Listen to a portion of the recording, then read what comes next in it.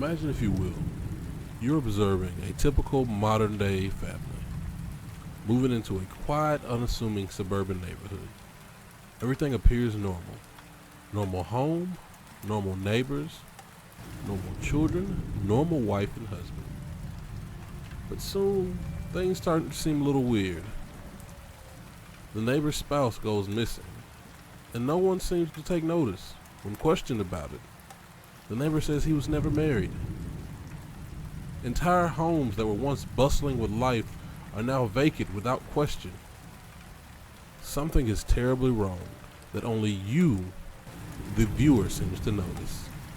Hello everyone, and welcome to the inaugural episode of Chaos Theory.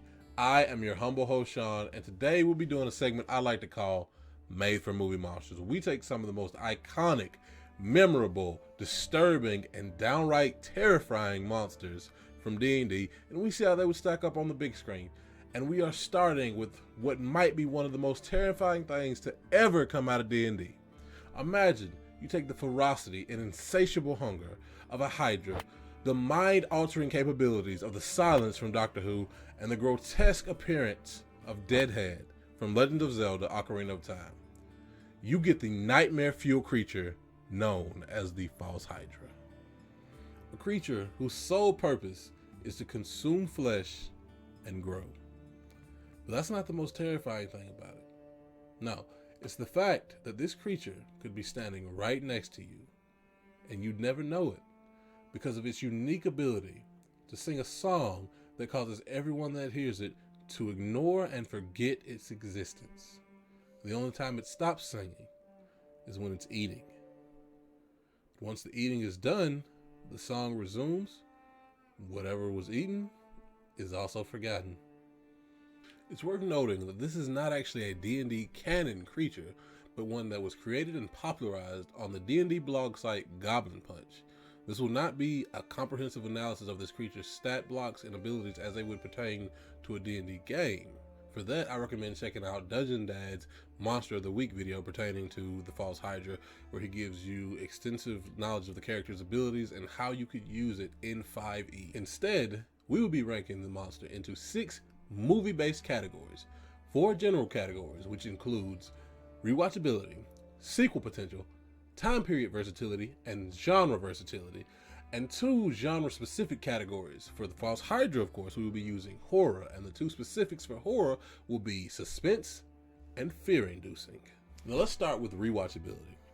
Sadly, this is where the False Hydra falls short, because much like M. Night Shyamalan movies, once you know the twist, you never get the same feeling on the second or third watch. You know why the neighbor doesn't remember his wife. You know why the house that was previously full of a family is now empty. But on the reverse side, with movies like The Sixth Sense or Get Out, it allows you the opportunity to go back with your newfound knowledge and notice things that you initially might not have noticed. So for that, we'll give it a C+. Up next, we have sequel potential, which sadly is another category where the False Hydra is kind of lacking. Because, like rewatchability, once you know of the creature, once you know its abilities, what it can do, it loses its appeal, its sense of suspense, its questionability of what's going on. If you know it's a sequel about a False Hydra, well, you already know the outcome. So for that, we'll give sequel potential a C as well. Followed by time period versatility, which is one of the fields I feel like the False Hydra shines in, because it could just as easily appear in a medieval village as it could a modern day cul-de-sac, as it could be found on a futuristic planet millions of light years away.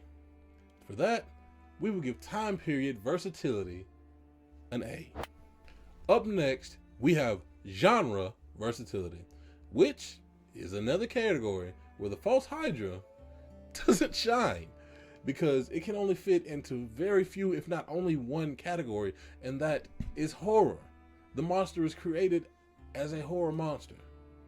It may be worked into an action movie script, but you're not going to find a False Hydra in a romantic comedy, or a romance story, or a children's story for that matter. So for that, we'll give genre versatility a C as well. Up next, we have the genre-specific categories. And of course, for the false Hydra, we chose horror, which is where I feel like this creature shines. Because what builds suspense better than seeing an entire family go missing and no one on screen bats an eyelash? Or a husband being questioned about his wife who you saw earlier and then saying he doesn't have one. Not only that, but the false Hydra's ability to sing causes people's left brain and right brain to disagree with each other. So a character could wake up with a mysterious message scratched in their arm saying it ate everything and not know why. This is the pinnacle of suspense building. And for that, we give the false Hydra an A+ in this category. And next up, we have fear-inducing, which is another trait that the false Hydra has in spade. Because not only does it provide the initial fear of not knowing what is going on, but upon being discovered, it gives you the visual fear of an amorphous, multi-headed, flesh-colored creature with sunken eyes and a giant, distorted mouth, which is enough to send shivers down anyone's spine. So for that, we give the false Hydra an A in fear-inducing. And that is all, folks. Now, we take all those scores, we average them up for a total score of B. And that's not to say, given the right director, budget, and actors, that the false Hydra could not make for a blockbuster movie creature.